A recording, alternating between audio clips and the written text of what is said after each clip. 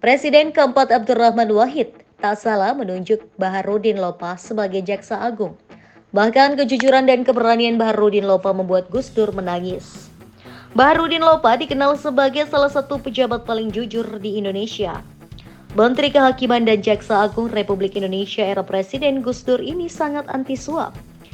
Jangankan uang berkoper-koper, sekedar makanan ringan saja ditolaknya. Ketegasan Lopa selalu menolak pemberian dan hadiah sudah ditunjukkannya sejak awal berkarir sebagai jaksa. Dia selalu berpendapat jika menerima hadiah, penegak hukum akan merasa berutang budi dan bisa-bisa tidak objektif lagi. Ada kisah menarik saat Baharudin Lopa masih menjabat Kepala Kejaksaan Tinggi Sulawesi Selatan 1981 hingga 1985. Rombongan Lopa berhenti untuk menikmati jagung bakar di sebuah warung. Tanpa sepengetahuan Lopa, ternyata ada seorang kepala kejaksaan negeri yang diam-diam membayar pesanan jagung bakar itu.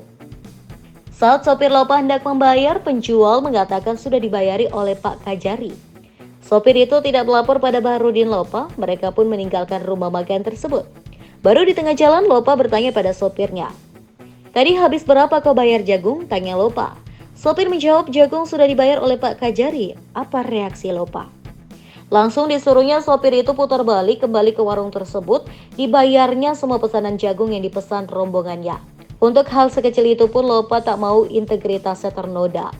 Hal ini dikisahkan dalam buku Apa dan Siapa Baharudin Lopa yang diterbitkan Jaksa Agung Muda Tindak Pidana Khusus Kejaksaan Republik Indonesia tahun 2012. Suruh panggul beras. Ada lagi kisah di Aceh saat Jaksa Tinggi Baharudin Lopa diberi hadiah sekarung beras oleh seorang pengusaha. Beras itu diantarkan oleh seorang kernet bus ke rumah Lopa. Kernet itu menjelaskan dari siapa beras tersebut. Baharudin Lopa pun geram mendengarnya. Dia perintahkan kernet itu kembali ke rumah pengusaha yang menyuruhnya dengan pesan khusus, ambil kembali beras sekarung ini di rumah Lopa. Begitu pengusaha itu datang, tak main-main Lopa langsung menyuruhnya untuk memanggul sendiri beras itu biar tak main-main lagi dengannya. Tentu pengusaha itu kapok berurusan dengan pejabat jujur dan tegas macam Baharudin Lopa. Jaksa bukan sembarang jaksa. Soeharto dan sirkelnya dibuat waspada. Lahir di Tanah Mandar, hobinya menangkap bandar. Si jaksa luar biasa, Baharudin Lopa. Usia 23 tahun sudah menjadi jaksa, usia 25 tahun sudah diangkat jadi bupati. Baru diangkat jadi bupati, langsung melawan Letkol Andi Sele, seorang yang dianggap kebal hukum di wilayah Sulawesi bagian barat. Gila gak tuh? Tony Gazal, pengusaha di bawah lindungan beringin dia tangkap. Bukan hanya itu, Bob Hasan, pengusaha, mantan Menteri Perindustrian, dan Sirkel Soeharto dia kirim ke Nusa Kambangan. Bukan main bapak ini. Karena dianggap bahaya oleh Soeharto, bapak ini sampai dijadikan Dirjen Lapas 1988 sampai 1995 agar tidak terlibat penegakan hukum. Hehehe, gaya lama ya. Tidak hanya berani, bapak ini sangat sederhana dan tahu porsinya. Ada beberapa kisah kesederhanaannya. Pertama, pernah suatu ketika dia ke acara pernikahan. Semua tamu mau menyambut dan menunggu mobilnya yang berplat DD3. Lama ditunggu tak kunjung tiba, lalu terdengar suara dari dalam. "Ini hari Minggu dan bukan acara dinas, jadi saya tak boleh pakai mobil kantor," dengan santainya. Ternyata dia dan istri datang pakai angkot. Kedua, telepon di rumahnya disesuaikan dengan kebutuhan. Jadi di rumahnya Pak Lopa ada 2 telepon. Satu telepon dinas yang terkunci, dan untuk anak istrinya pakai telepon koin.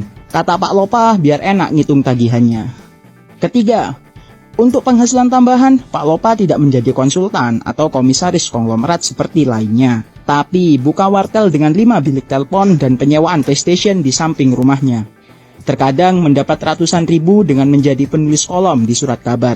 Ketika era Presiden Abdurrahman Wahid, Pak Lopa diangkat menjadi Jaksa Agung. Lah ini waktu yang ditunggu-tunggu.